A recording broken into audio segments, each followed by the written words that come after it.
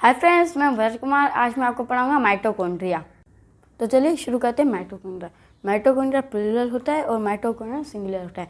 बहुत सारे माइटोकॉन्ड्रिया मिलकर माइटोकॉन्ड्रिया बनता है। तो चलिए शुरू करते हैं। इंट्रोडक्शन में क्या है? Double membrane organelle. ये डबल मेम्ब्रेन ऑर्गेनेल होता है। दो मेम्ब्रेन होती हैं, आउटर मेम्ब्रेन और इनर मेम्ब्रेन। ठीक है, अब हम आते हैं सेकंड पॉइंट पे। Present all eukaryotes, absent in prokaryotes. ये जो माइटोकॉन्ड्रिया है ये प्रोकैरियोट्स में एब्सेंट होता है और प्रेजेंट ऑल यूकैरियोट्स में होता है। मैंने आपको पढ़ाया था कि प्रोकैरियोट्स और यूकैरियोट्स के डिफरेंस में कि प्रोकैरियोट्स में मेम्ब्रेन बाउंड ऑर्गेनेल्स नहीं होते, इसलिए प्रोकैरियोट्स में माइटोकॉन्ड्रिया नहीं होता। तो अब हम पढ़ते हैं फंक्शंस। हमें पहले पढ़ने तो स्ट्रक्चर चाहिए, लेकिन मैं आपको फंक्शंस पढ़ा रहा हूँ कि आपको स्ट्रक्चर के वक्त आपको सही से समझ आ जाए। कि आप पेपर्स में आप ऐसा मत करना, आप पहले स्ट्रक्चर लिखना उसके बाद आप फंक्शन करना। तो चलिए शुरू करते हैं फंक्शन में साइट ऑफ एरोबिक रेस्पिरेशन। ये एरोबिक रेस्पिरेशन का साइट है। और रेस्पिरेशन, एरोबिक रेस्पिरेशन क्या है कि जो रेस्पिरेशन का वो type in which oxygen is required, कि उस वो टाइप जिसमें ऑक्सीजन रिक्वायर्ड हो। ठीक है, अब हम बोलते हैं सेकंड पे मेजर एनर्जी प्रोडक्शन साइट। इसमें एनर्जी बनती है, मोस्टली एनर्जी बहुत सारी बनती है। और ये एनर्जी किससे बनती है? तो आप जानते होंगे कि रेस्पिरेशन की वजह से एनर्जी बनती है। तो इनका प्रोसेस क्या होता है कि एनर्जी बनती है। इनमें दो प्रोसेस हैं, एक क्रेब्स साइकिल और दूसरा होता है ईटीसी। ईटीसी होता है इलेक्ट्रॉन ट्रांसपोर्ट चेन। ये मैं आपको 7th चैप्टर में मतलब डिफाइन करके बताऊंगा। लेकिन आप इसमें कंफ्यूज मत हो जाना कि ईटीसी वाला नहीं कि हम एग्जाम्पल लिखने के बाद हम ईटीसी लिखते हैं, वो वाला ईटीसी नहीं, इलेक्ट्रॉन ट्रांसपोर्ट चेन। ये आप याद रखना। तो ये पावर हाउस ऑफ सेल होता है। इसमें मतलब कि पूरे में एनर्जी प्रोडक्शन होती है। तो ये होता है मेजर एनर्जी। आप सोच रहे हैं कि मैंने यहाँ पे मेजर क्यों लिखा है? तो मेजर मैंने इसलिए लिखा है कि सेल में साइटोप्लाज्म में भी थोड़ी सी एनर्जी बनती है। वो किस प्रोसेस से बनती है? वो ग्लाइकोलाइसिस से प्रोसेस से बनती है। ये सब कुछ मैं आपको 7th चैप्टर में डिफाइन करके पढ़ाऊँगा। तो चलिए अब हम पढ़ते हैं स्ट्रक्चर। तो स्ट्रक्चर पढ़ते हैं, मैंने आपको बताया था ये डबल मेम्ब्रेन होता है। तो इसकी जो आउटर मेम्ब्रेन होती है ये आप देख सकते हैं, ये पूरी की पूरी स्मूथ होती है। ये आप देखते हैं पूरी की पूरी स्मूथ है और ये फुली परमिएबल होती है। इसमें से कोई भी चीज़ अंदर जा सकती है। तो अगर हम देखेंगे ये पूरे सेल में होती है, तो जो साइटोप्लाज्म की सारी चीज़ें होती है वो सारी की सारी अंदर जा सकती हैं। तो अगर ऐसा होता तो मतलब कि सही नहीं होता, तो इसलिए नेचर ने दूसरी मेम्ब्रेन भी यहाँ पे डाल। तो दूसरी मेम्ब्रेन क्या होती है? वो इनर मेम्ब्रेन होती है और वो सेमी परमिएबल होती है। उसमें से जो ज़रूरत वाली चीज़ें होती है वो ही अंदर जा सकती हैं।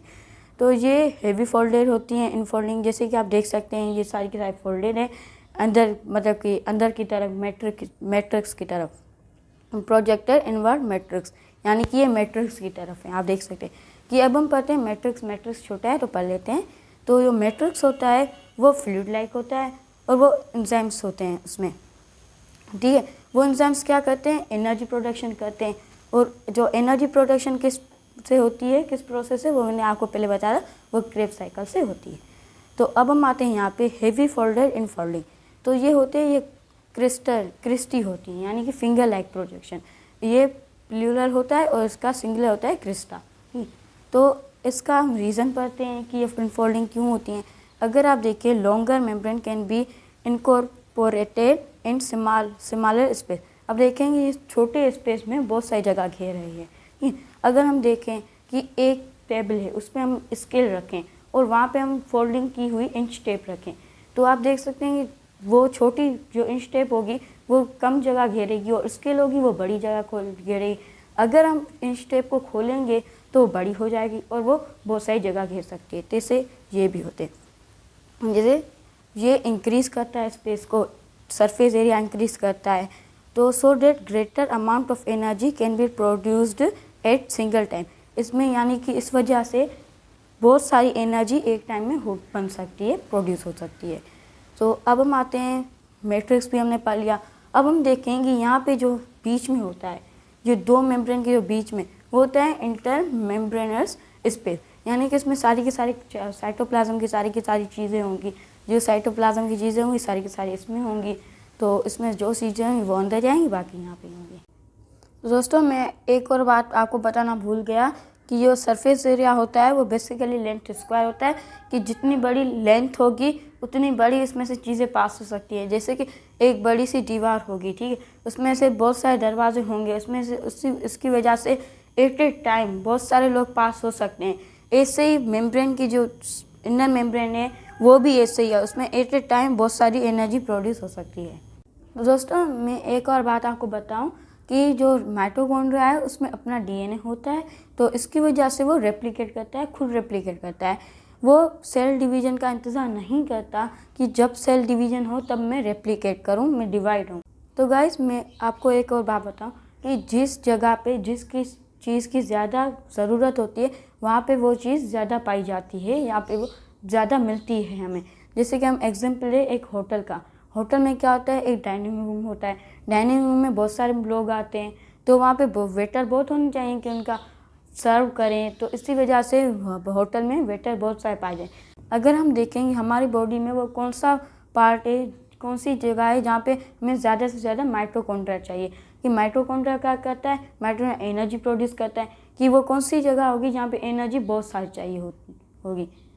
तो हम देखेंगे हार्ट जो होता है वो जब तक इंसान पैदा होता है, जब तक इंसान पैदा होने से मरने तक हार्ट पंप करता रहता है, वो सारा दिन पंप करता है। लेकिन हमारा ब्रेन जो है वो भी रेस्ट लेता है, लेकिन हार्ट नहीं लेता। तो इसीलिए हार्ट में माइटोकॉन्ड्रिया बहुत चाहिए होंगे, उनके जो सेल्स हैं उसमें। और दूसरा होता है मसल्स, कि हम सारा दिन काम करते रहते हैं, कि हमारे मसल सेल्स भी होते हैं, स्केलेटल मसल, वो ज़्यादा काम करेंगे, तो इसीलिए मसल्स में भी हमें ज़्यादा से ज़्यादा एनर्जी चाहिए होगी, उसमें माइटोकॉन्ड्रिया होंगे बहुत सारे। तो गाइस अगर ये वीडियो आपको पसंद आई हो तो हमारे चैनल को सब्सक्राइब करना ना भूलेगा, और ज़्यादा से ज़्यादा शेयर कीजिए कि दूसरे लोग भी हमारी वीडियोज़ को देख के ज़्यादा से ज़्यादा नॉलेज हासिल करें। तो दोस्तों मैं आपको एक और बात बताऊं कि मैंने मिसलेनियस की एक और प्लेलिस्ट बनाई है, वहाँ पे हमने बेसिक जो बायो के हैं वो सारे के सारे हमने छोड़े हैं, कि आपको हमारी आगे की जो भी वीडियोज़ हैं वो आपको सही से समझ आती रहे।